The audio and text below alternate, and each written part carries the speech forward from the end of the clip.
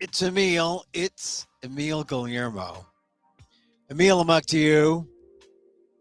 That's my middle name. It's on my driver's license. Amok. AMOK. I had to explain it to someone the other day. I said, well, it's in the dictionary. It's a Filipino word. It's a Malay, right? Malayan people, Filipinos. It's in the dictionary. It means to be thrust into a murderous frenzy. Of course, of course. That's why we like it. It's all language, and it is a Filipino thing in the dictionary. Anyway, welcome to my Takeout, Emil Amok's Takeout. My takes on all things considerable. There's a joke there if you know my resume. We're talking about, everyone's still talking about Tony Hinchcliffe. They're finally saying his name. Some people have the belief in news that they shouldn't say people's names because they don't want to make people famous. But he is at the heart, Tony Hinchcliffe, the comedian, is at the heart of politics. And it's kind of his fault, I think. I mean, he should have known better, right? Tony Hinchcliffe should have known that he was not at a Tom Brady roast. He should have known that people would take his comedy out of context. At the very least, they would just show that, it's not a matter of having no sense of humor. It's a matter of the appropriateness of having an insult comic who trades in race and all the other things, gender, sexuality, misogyny, for humorous purposes. That's just not appropriate in a political context. In the context of a comedy club, Tony Hinchcliffe is fantastic. He's funny. Jon Stewart has defended Tony Hinchcliffe.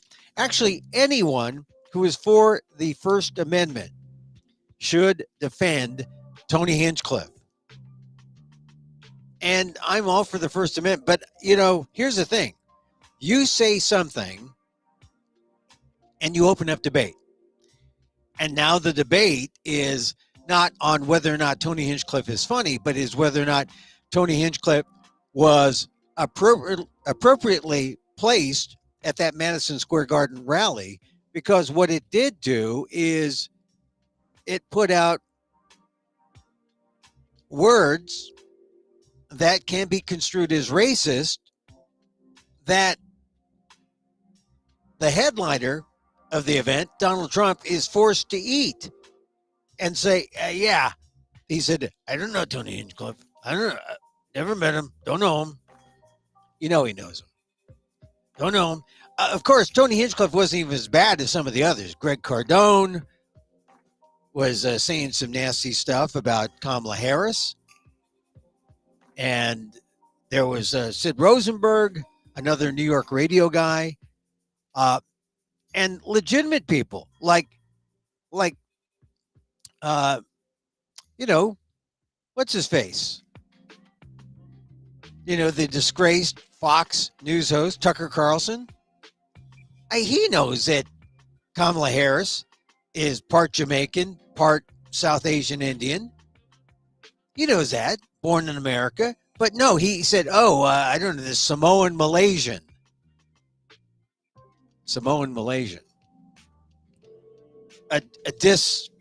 Disidentifying her or misidentifying her.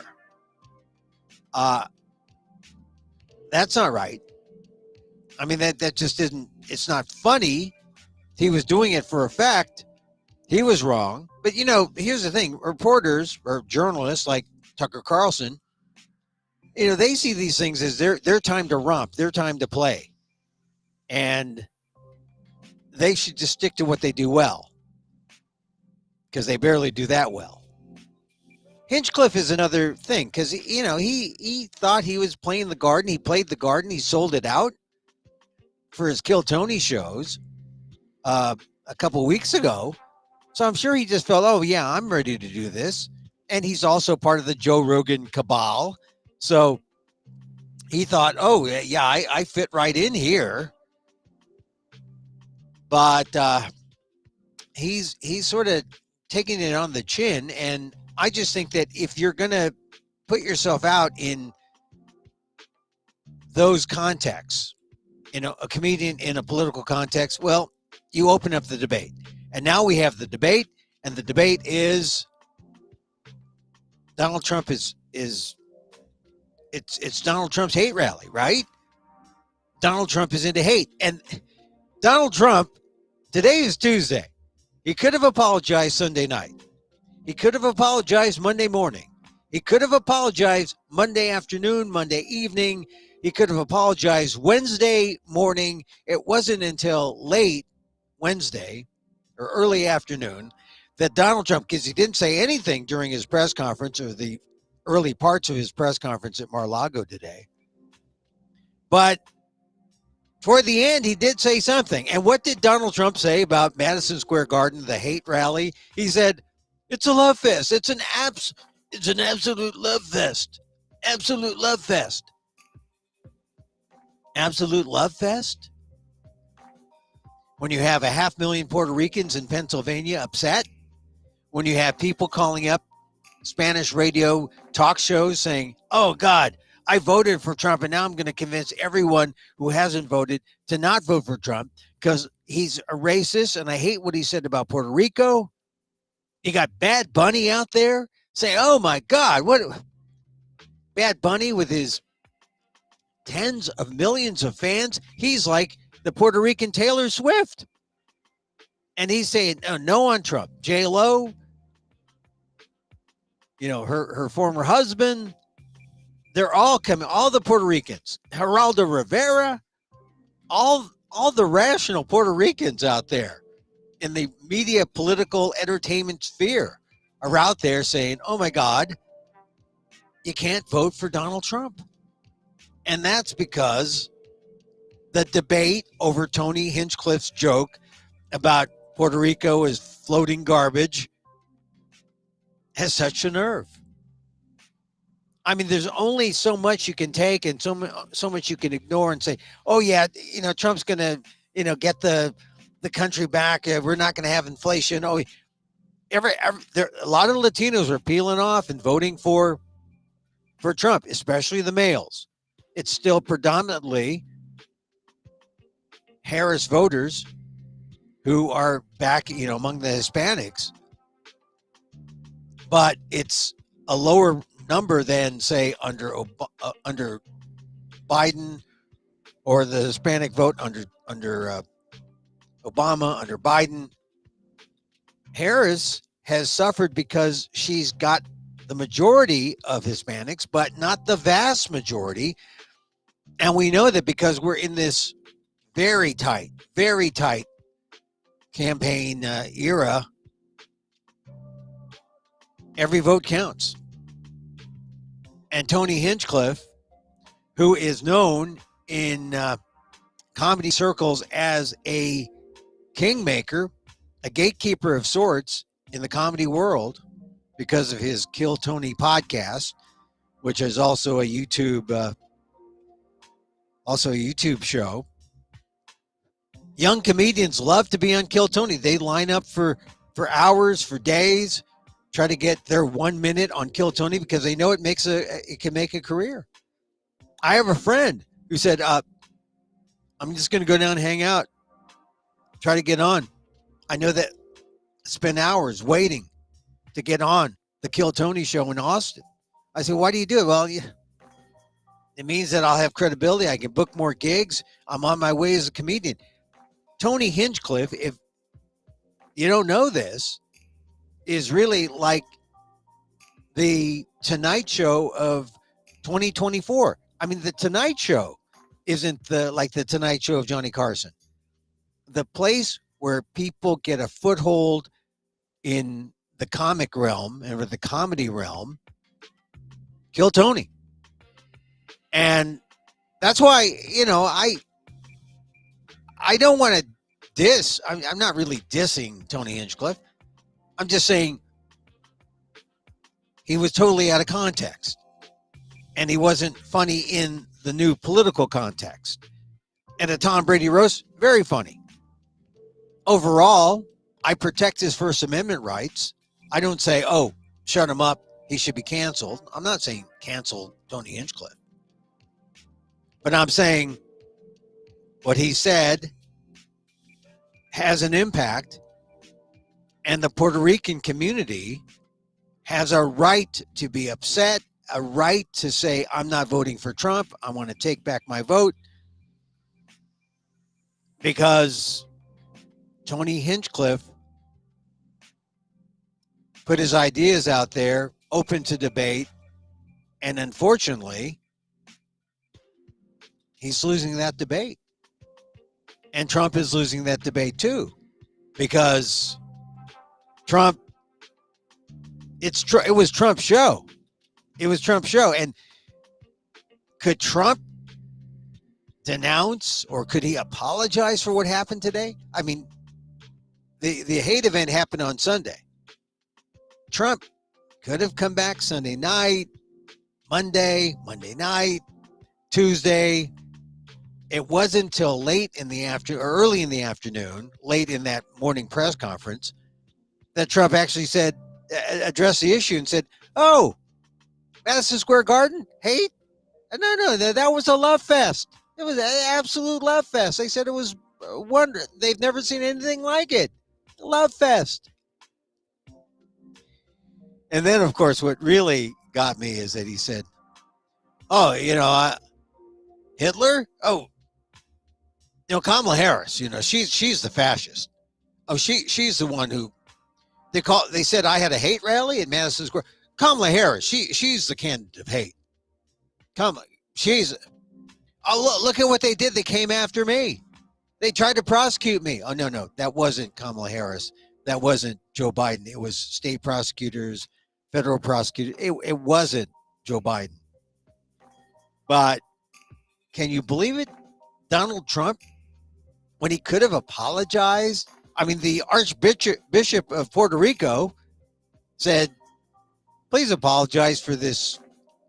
These statements were made at that hate rally, or whatever you want to call it, at Madison Square Garden. The Archbishop of Puerto Rico. There were Latino Democrats, Latino Republicans, all prominent, all saying, Donald Trump, you need to apologize. Donald Trump couldn't do it. He couldn't apologize. He couldn't apologize. He said, I don't know Tony Hinchcliffe. I never heard him. And then that rally, it was a rally of love. It's a rally. It was a love fest. Absolute love fest. Oh, man, that's a direct quote. Absolute love fest. Sort of like January 6th. Remember he said that? Just a couple weeks ago, he said, oh, January 6th. Oh, that was a love fest. That was a love fest. And that is why, of course, if you hear this on the repeat, that is why Kamala Harris's speech later on today, in a couple hours, will be at the Ellipse in Washington, D.C., because she's not going to mention it.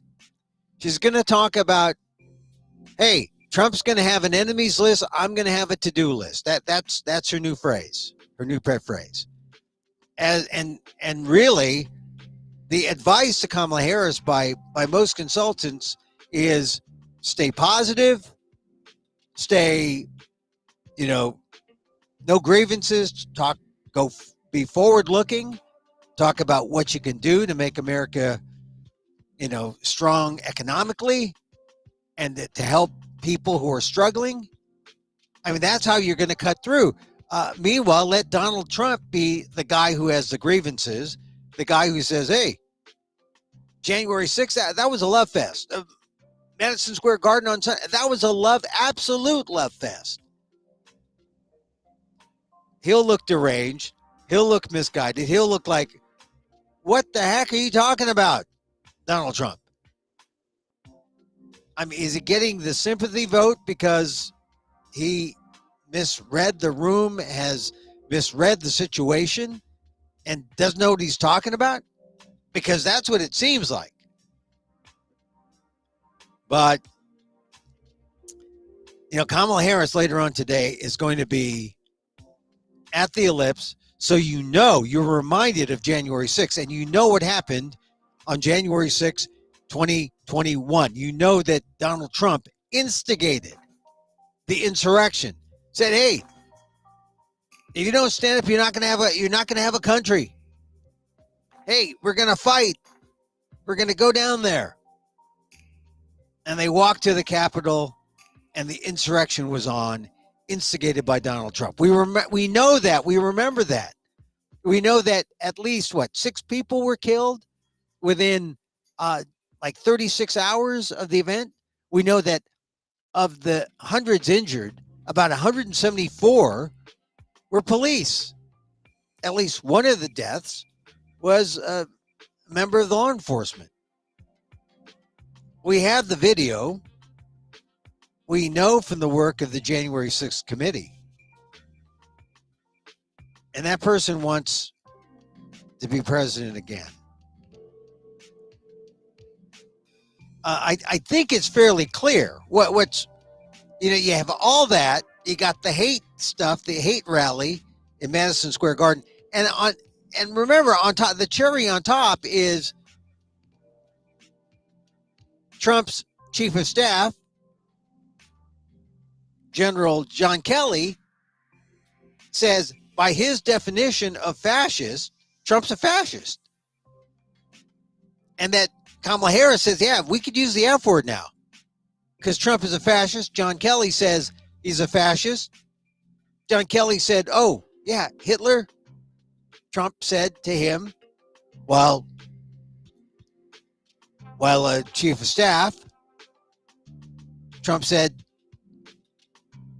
that Hitler did some good things. Hard to imagine.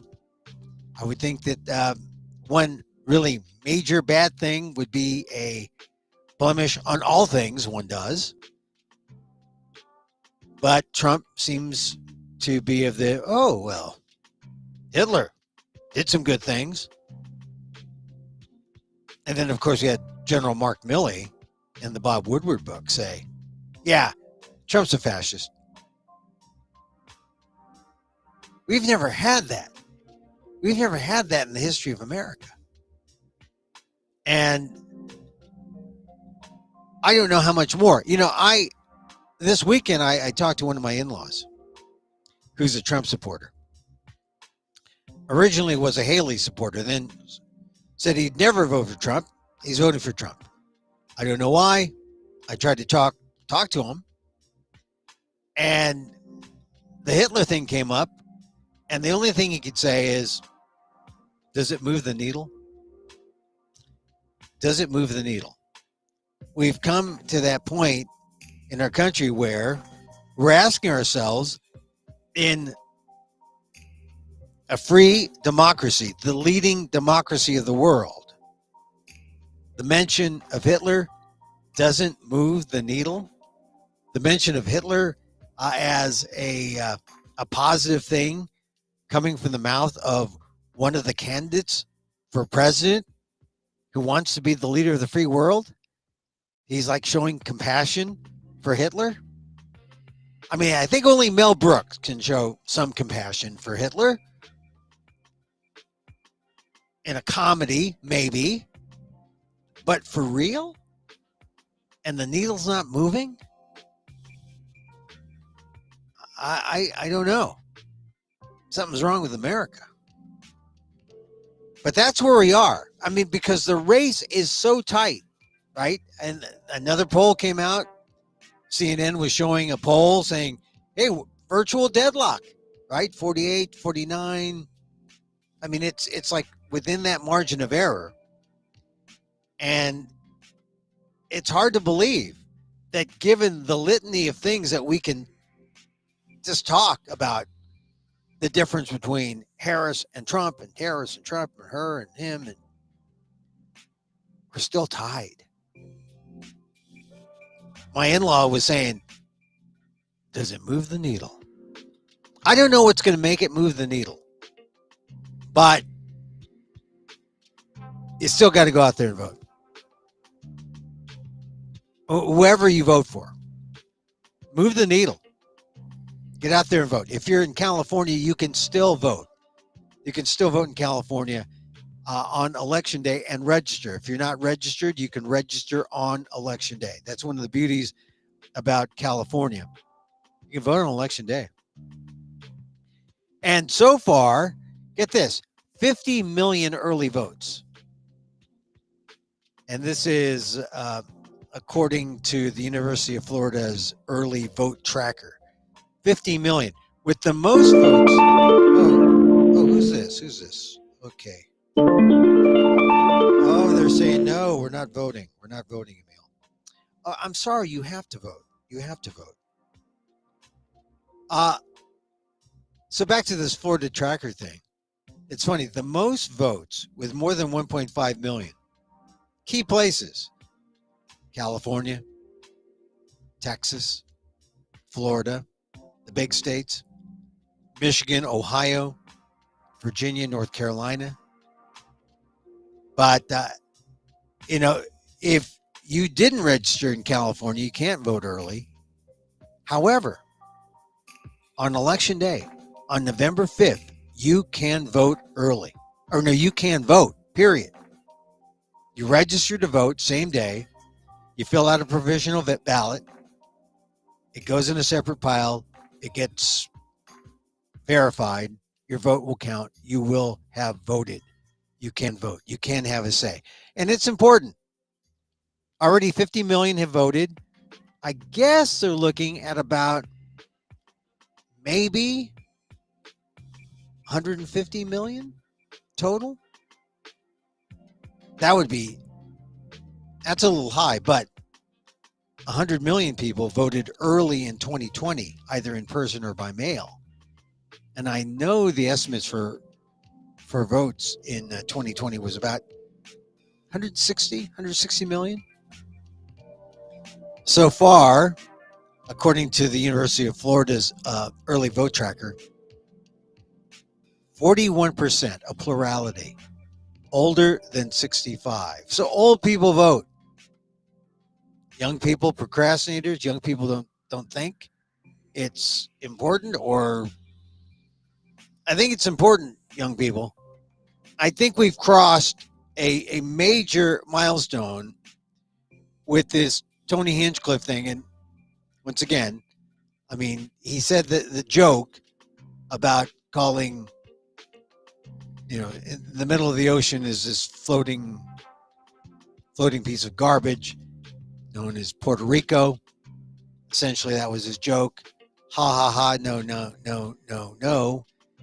And that is really the cause of some concern now, especially in the battleground state of Pennsylvania, where Trump is going to be either later today talking to Puerto Ricans who are upset. They're upset with him.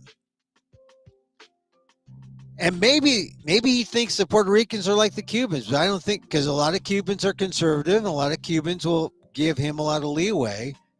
I don't think that's the case with the Puerto Ricans. Not in Pennsylvania. Although Trump should know the Puerto Ricans because he's from New York, and they are like the Filipinos of New York. I mean, in the Spanish-American War deal, he should have known them. Should have shown some sensitivity. Of course, he didn't know.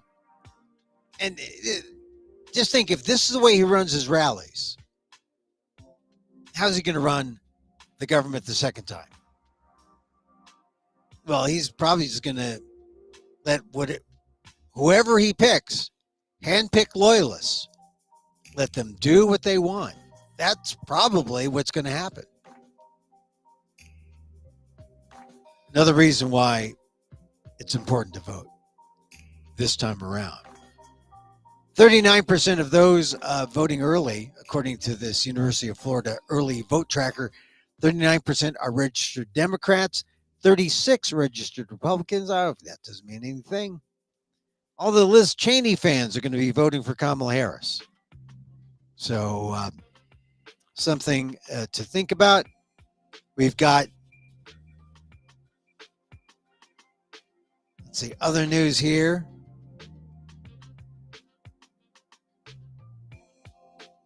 Kamala Harris advertising on the big Las Vegas Sphere. She's going to be there on Thursday because that place is important. But of course, if you're listening to this on the repeat, the big thing is that speech. I don't have the speech, but here's an excellent report I'm going to read from. She's delivering her closing argument from the ellipse. For almost 4 years ago, Donald Trump helped incite the mob that attacked the U.S. Capitol. In her speech, which is expected to draw the vice president's largest audience between now and when polls close on Election Day, Harris will not focus her remarks on democracy and January 6th. This is according to officials. Now, this was a big thing because when I saw the reports about, Harris's public statements, a lot of people said, oh man, she sounds an awful lot like Joe Biden talking about democracy. We don't want another Biden. They're sensitive to people saying, oh, she's another Biden. And how can you say you're not another Biden when your closing argument is exactly Biden's closing argument, which is democracy, democracy, be pro-democracy. So she's shifting. And this is according to senior campaign officials who are talking to Politico. But what she's doing is smart. She's just having the White House in the background. Just like I have a gong that says vote in the background behind me. So as not to confuse you to think that, oh, I'm Filipino. I'm not going to say I'm Filipino. I'm not Asian, but hey, the gong. You say, well, what is that one-eyed person doing behind you? What is that? The guy with the big nose behind you. So Harris is going to be drawing a broader contrast with Trump, arguing explicitly that the former president is focused on himself and his enemies list. And that will get her to her pet construction, which is he's got an enemies list. I've got a to-do list. And here's the great thing about that. When you look back and say, oh, what has Harris done? What has Trump done? It's really incomplete because, some things that Trump may have done is really the responsibility of Obama before him or, Biden after him. And then there was the pandemic. So was it Trump? Really? I mean, it's hard to say is what I'm getting at. Harris, same thing. Harris, people always say this. If they dislike Harris, they'll say, well, she's been there 4 years. What has she done? Well, if you're vice president and you go to a few funerals, you might call it a day because your job isn't to do the major things that a president does. So, more importantly, aren't the things that they may have done or may not have done, just look at what they're promising. Look at the to-do list. It's already pretty, considerable in terms of, she wants to have these opportunity zones. She wants to focus on, the black community and people who've been left out. She wants to focus on the middle class. I just think that the enemies list versus the to-do list. Think about that construction. And then when it's all said and done, compare. Do the old Benjamin Franklin T, right? The T graph. For Harris against Harris, for Trump against Trump. Tally them up yourself. Make your own list. You'll trust that. And be honest. Now, that's a more positive way to go about the final closing argument rather than to list all the things that, oh, he's a convicted felon. Oh, I'm a prosecutor. That's important too. But I think what Harris is trying to tap into is that hope and joy And it really is set up for that. Madison Square Garden, Trump calling that love. Trump calling that love. Well, he's setting it up for Harris at the Ellipse to say, this is love. Trump is hate. We are joy. Trump is gloom. It's going to be gloomier for Trump if he has any of those trials, because he may be spending some time in jail. So the campaign believes the symbolic nature of the venue will bolster Harris's closing message, just as her team did with the stop in Houston last week to elevate abortion rights. They're using Tuesday's location to telegraph a larger national message. By returning to the site where Trump infamously delivered his speech on January 6, 2021, in which he urged his followers to fight like hell, Harris aides say she has the perfect place to deliver a contrasting message about how she plans to govern. So she'll mention stuff like looking forward and turning the page and not going back. She'll put the country first above party and herself. These are all themes we've seen within the last couple of weeks. And she will hope that she captures those undecided voters, including the so-called low information voters, suburban women, moderates, and independents. Let's hope so. I mean, because Kamala Harris was on fire when she got the gig, when Biden stepped down. And I have to say, people seemed that they were riding with her, and then they kind of like said, okay, well, what's next? Like she hasn't done a tremendous amount to win people's confidence and votes. She's done. She has. It's just that the sustainability of that effort is so difficult over time. She's done all this in 3 months. She's raised over $1 billion. She had a convention that she had to be stitched together. And the convention was, I've seen a lot of conventions live and on television. That has got to be one of the better conventions. Well, you remember 2020, the Zoom convention. Boy, I know. Well, we had to, right? Still, that was something. It was a compromise somewhat because it couldn't be live. But this year it was live, and boy, that was the kind of energy needed to get the campaign going. And she hasn't relented. It's still going strong, but it's puzzling. And a lot of Democrats over the last, say, few weeks have been a little anxiety-ridden, saying, here's Trump, here's Harris. Here's Trump, here's Harris. Here's Trump, here's Harris. Here's Trump, here's Harris. Here's Trump, here's Harris. I mean, the comparison test would suggest Harris should be 10 points, 15 points better. And yet they're tied. Are they the exact same? See, I don't think so. You just name 10 things, Trump-Harris comparisons, and see which one is more appealing. I mean, one thing that's, I think, immediately more appealing, she's of the middle class. She's like us. She's a person of color. I mean, those three things, I just said one thing and subdivided it up. I mean, Trump can't compete. She's younger, he's older.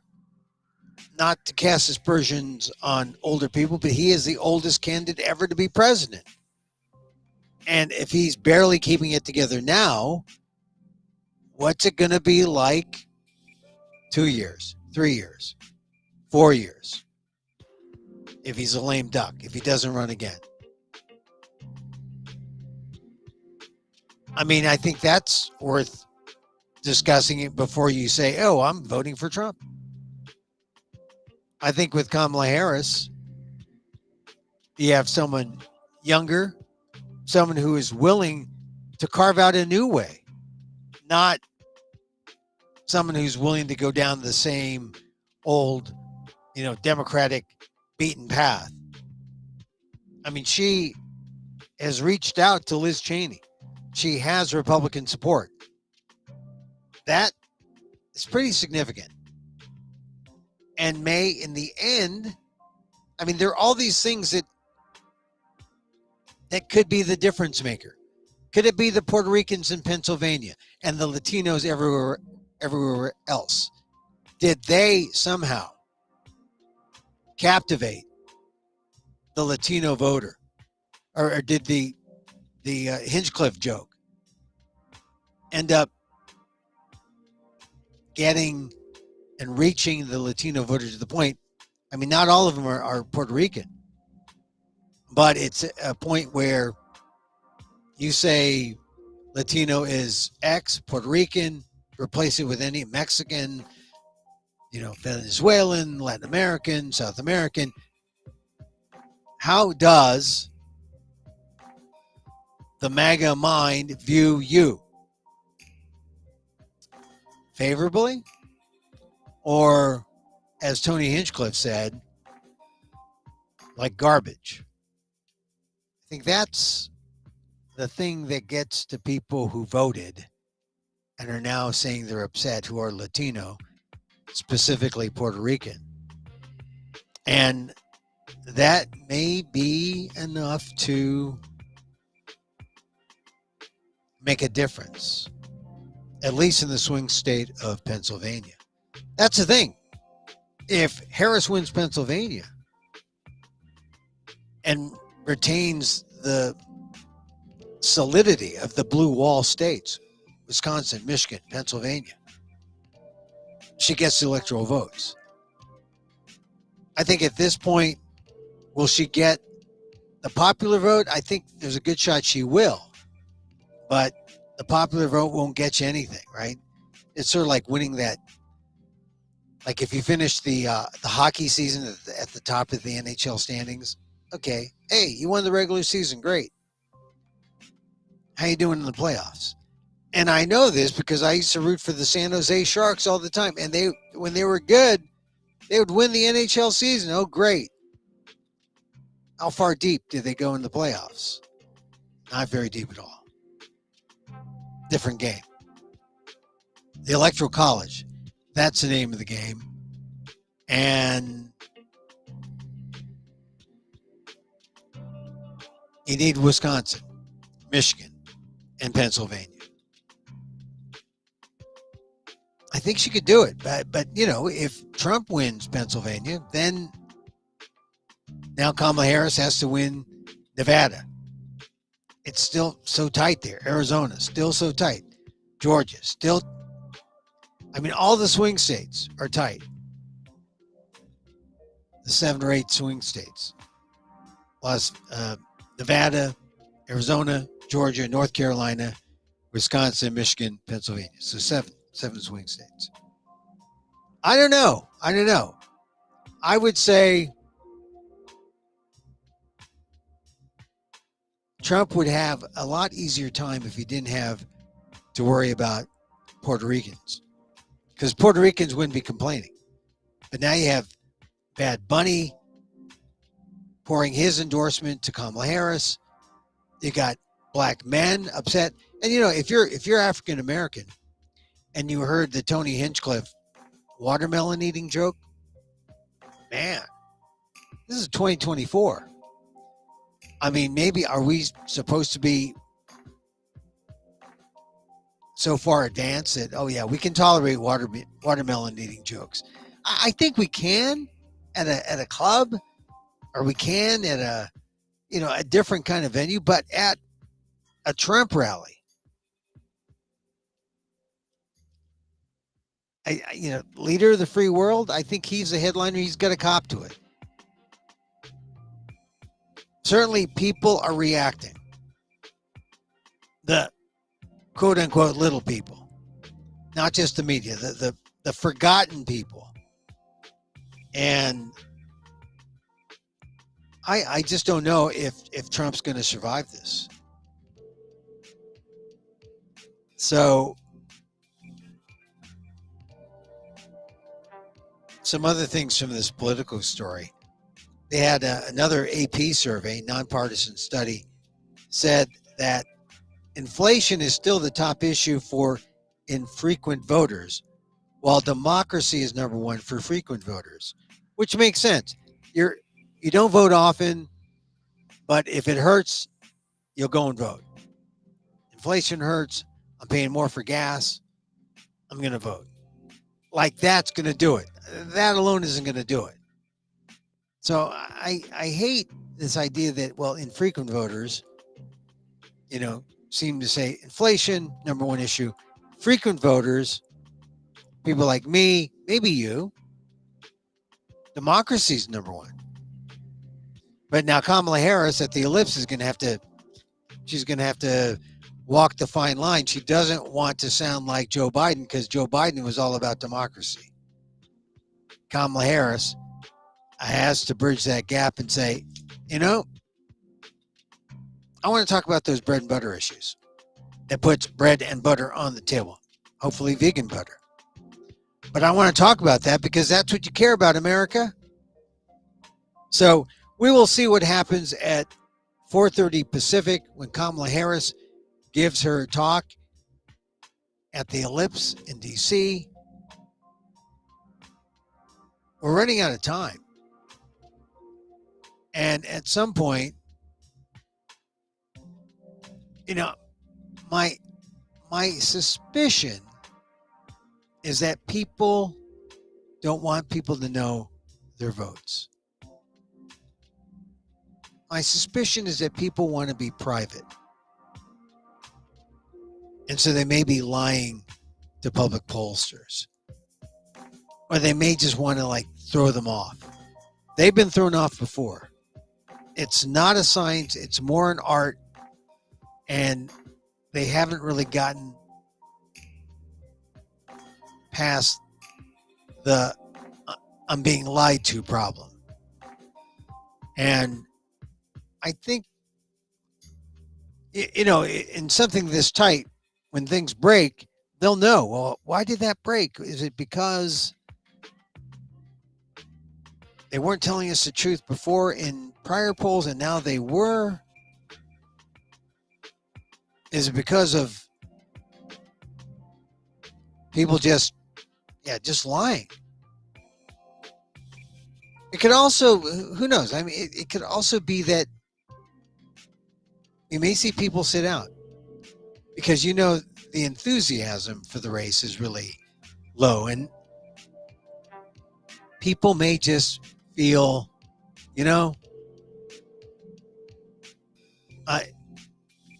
whatever or whoever I vote for is between me and my God. I just don't feel like going public about it. Maybe. But another aspect to consider is how there's a lot of people who fear violence. Through the vote count, you got Steve Bannon coming out of jail saying, I feel, empowered. Yep, being in jail. And I talked to those blacks and African Americans and Puerto Ricans. I talked to them. So he's going to be making some noise. So the MAGA crowd will be energized. One bit of analysis I heard is that maybe this is just solidifying that base. And that base is always 30%. And the sane ones, the Liz Cheney ones, the suburban ones, the educated Republicans will peel off and give the margin of victory to the Democrats. Don't know. That's a way to speculate. We know that people of color have split off and gone to Trump in larger numbers than they have in the past. And maybe the two movements, people of color voters Republicans for Democrats, maybe that's self-canceling. And what you're left with is very, very fine margins of people who are already dug in, 40-40, and maybe that sliver of people who says, yeah, I'm gonna rethink this. Maybe I don't want Trump. Maybe I do want Kamala. We have less than a week to go, right? November 5th, a week ago today. Let's see what Kamala says in her speech, and let's see if it's uplifting. Although part of me thinks it's not going to be nearly as uplifting as some of those early speeches where she was filled with joy, where she talked about joy. I don't think she needs to match the DNC speech that she gave, which was, she had people, as they say, in the palm of her hand. Will she do? If she does that, she'll be at a high enough level she can coast in for the final week. If not, could be more work. She's going to be in Las Vegas on Thursday. Meanwhile, Donald Trump, oh my God, Donald Trump he's trying to walk back the hate rally, trying to call it a love rally. But the more he calls it a love rally or a love fest, absolute love fest, he's lying. And maybe, we saw the same thing. Maybe he's not well. Can he lie so readily like that and not bear any consequence? So we'll see what happens to Donald Trump. I was going to mention this yesterday, and I'm going to mention it today because Jeff Bezos wrote something in the Washington Post. He owns a newspaper. All right, so yeah, he's going to editorialize and say, yeah, I there's no quid pro quo. I wasn't getting anything for this. I just think that it's worth it to not take sides and have biases, which is, you take away the endorsement privilege of an editorial board, and you take away its biggest weapon. Because if a newspaper is the voice of the people deserve a voice to be able to take a stand and say, yeah, candidate A is better than candidate B. Yeah, he or she is better than he. You should vote for her, not him. That is a right that news organizations have. The only people who don't have that right are nonprofit newsrooms, which is a reason why a lot of newsrooms don't want to go nonprofit, because the ability to endorse is stripped away because of fundraising laws. I'll tell you, I don't buy Jeff Bezos's argument that he's not trying to curry favor to Trump. I mean, the coincidence of Blue Origin, the space thing he's into, their folks met with Trump folks the same day as the announcement was made that the Washington Post would not endorse. It just looks fishy, right? I mean, Jeff Bezos can say, oh, there's no quid pro quo. It just looks fishy. So the upshot is that 200,000 people have canceled their subscription to the Washington Post. The LA Times also didn't endorse. You can pull your subscription there. USA Today is not going to endorse. So if you still read USA Today, you can pull it there. I might pull the Post, although I like reading the Post, but I don't like what they stand for. LA Times, that's painful. Asian American publisher, owner. But Washington Post said democracy dies in darkness. As some wags have said, there's been variations that democracy dies in silence. Democracy also dies from a lack of action. Democracy dies from a lack of courage. That's tough. People will see that news story about the Washington Post and the failure to endorse, and maybe some people won't even say, oh, it's a big deal. It's a big deal. It's a big deal.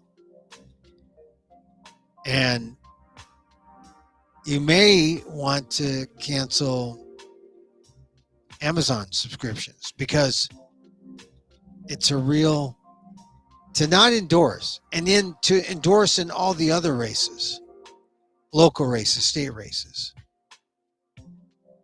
And then to say, oh, there was no quid pro quo. We got nothing from Trump. Yeah, but other Amazon or Bezos owned businesses do business with the United States. It pays to be in the good graces of a Trump administration. I don't think Bezos is going to get away with just writing an op-ed in his own paper. It just smells funny. All right, we talked about most everything. I want to mention the Marsh. I'm going to be at the Marsh on November 4th, Election Eve. Important day because I'll do an excerpt of my 1 hour show, Emil Amok, my Amok monologues. I'll do an excerpt from the Trans Dad section. So check it out. Go to Marsh, themarsh.org. Let's see, I have it here. themarsh.org/Monday-night-marsh-stream. And check out the link. Tickets are available. Look, none of the monies go to me. I'm being paid with stage time. And that's a lot to get a chance to get on stage and to perform, new work, see how it goes. 20 minutes. So check it out. Go to themarsh.org/Monday-night-marsh-stream. Get a ticket 7 p.m. Doors open at 6:30 at the Marsh. It's on Valencia Street, 1062 in San Francisco. Emil Amok's monologues. I call it Trans Dad. See it yourself. See what you think. I appreciate your support. Okay. That's it for us. Go to patreon.com/Emil Amok. I'll put my new column at in Substack and also there on Patreon. Patreon, Patreon/EMILAMOK to get new versions of the podcast, to get specials, it doesn't cost much a month to be a subscriber or to be a part. You can leave me messages. You can talk to me and other people about all sorts of things you have on your mind. It's a community behind a Patreon wall. But come be part. And yeah, I'll add some laughter yoga too. Laughter, you need that laughter yoga. You need that laughter yoga.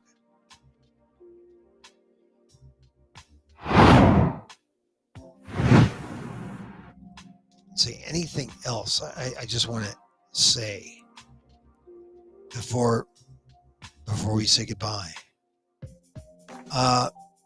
No, I've got an announcement to make before Veterans Day. Big announcement. I'm only going to say it on the Patreon page, so make sure you subscribe to the Patreon page. And it has to do with what you can, access to my writings.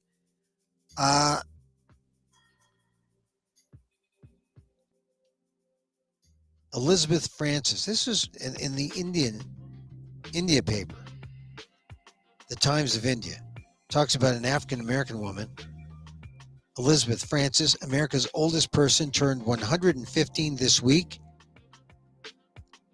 And she fulfilled her heart's desire of having 2 slices of cake, something she wished last year. So she had 2 slices of cake. And she said the secret to a long life, what do you suppose? She says the single tip on how to live a long life and happy life is to speak your mind and don't hold your tongue. I like that. Speak your mind. I mean, I guess that's what we're doing here.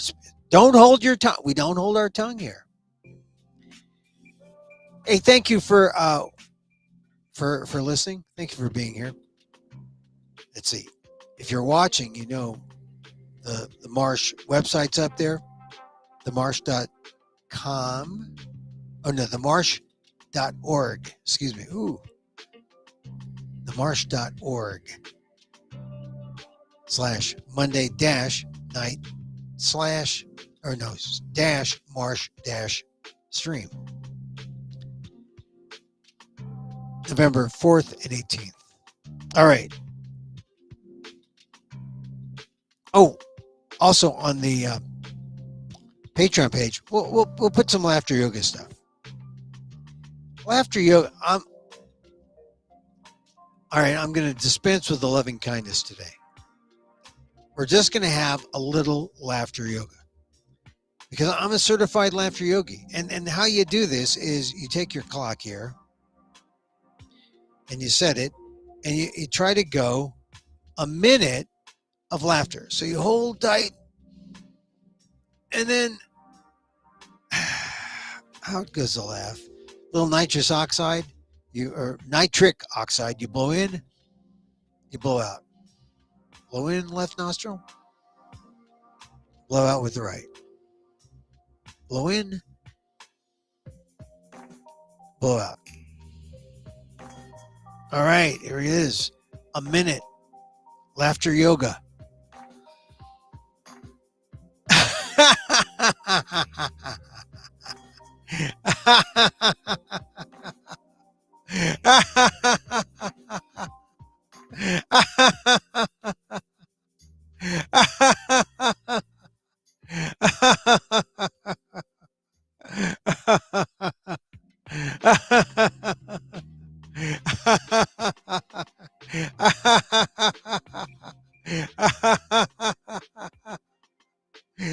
Seconds.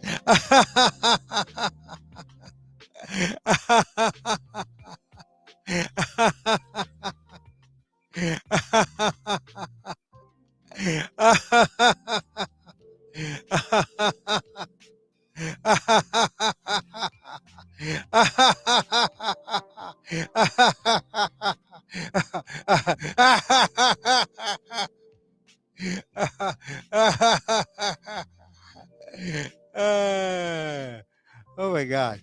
They're at 102 seconds. It works. Laughter yoga is not a comedy. It's an exercise, a breathing exercise. Gets the endorphins going. The blood goes through your veins, through your blood.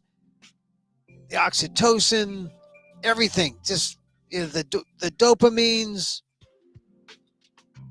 It's just the endorphins. All the chemicals get excited. It's like taking a walk. Try it. 1 minute for world peace. Of course. Of course. That's it for our show. Till tomorrow. As I wish for me, I wish for you. May you be safe. May you be happy. May you be healthy. And may you live with ease.